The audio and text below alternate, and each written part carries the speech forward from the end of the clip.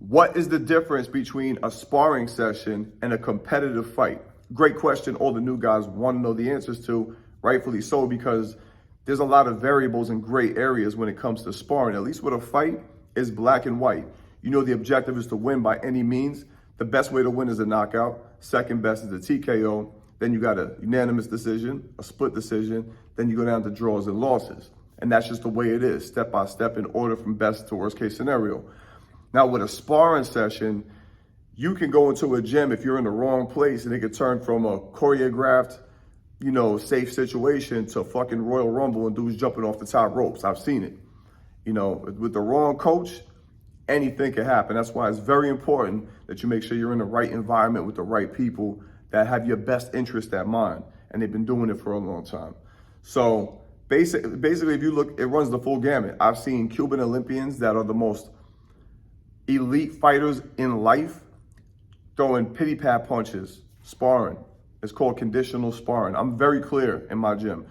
It's either conditional sparring or what I call gut check sparring, which, that's like basically doghouse. You know what I'm saying? Like that's like where we want to see if you got the grit, because you have to go from, a protected, careful situation, which in the beginning levels, the only way to do that is to take a very experienced guy that's battle tested, that's tough and intelligent enough to not go all out on you, because new guys don't know how to control themselves in general. Usually they're either going way too light or they're pretending like they're not going all out.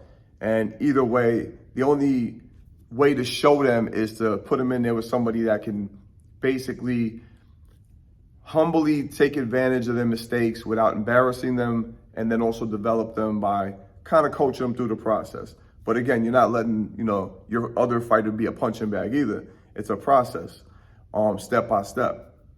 You incrementally increase the threat levels. That's how I do it. Now, I came up in certain gyms where, I've said this before, the day you come into the gym, the coach throws you in the ring knowing you don't know shit, because he goes, I want to see if you could fight, then we're going to teach you how to box.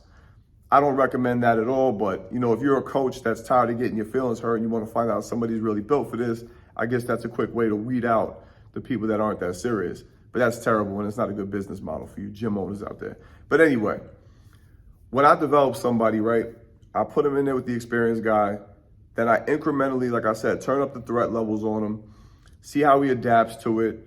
If he adapts accordingly, then we'll continuously step it up, session by session, round by round, until they get to the point where they can go unrestricted against another fighter in their weight class, or give or take a little above or below, without me having to worry about, telling the other guy to take it easy.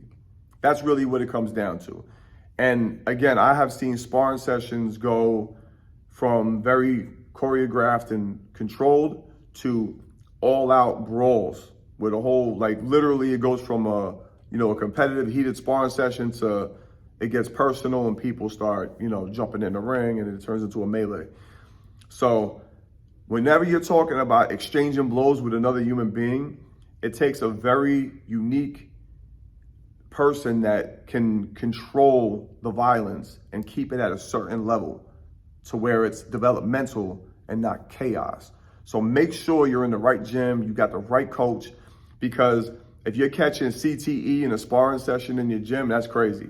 In my opinion, I don't want to sound messed up or nothing, but I've seen coaches basically set up fighters or guys that wanted to be fighters and let them get, embarrassed and beat up, and that's terrible. I mean, I'm not gonna tell somebody what to do in their own gym, but I'm just not gonna go back there. That's just my personal way of dealing with it.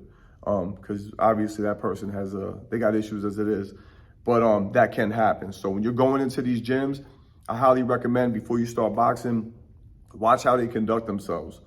Pay attention. I mean, the new guys shouldn't be getting hurt. Nobody should be getting hurt in the beginning levels of their training. Not until you've got, several months of sparring against really decent fighters under your belt should you even be in a situation where it's unrestricted sparring. So that's my personal perspective. That's my take on it. You tell me your experiences in the comment sections. Hope you found this informative. Like, subscribe, comment, share. Go check me out on Instagram at coach.d_. Online course is out now. Link is in the description. Till the next time, we up out of here. Out.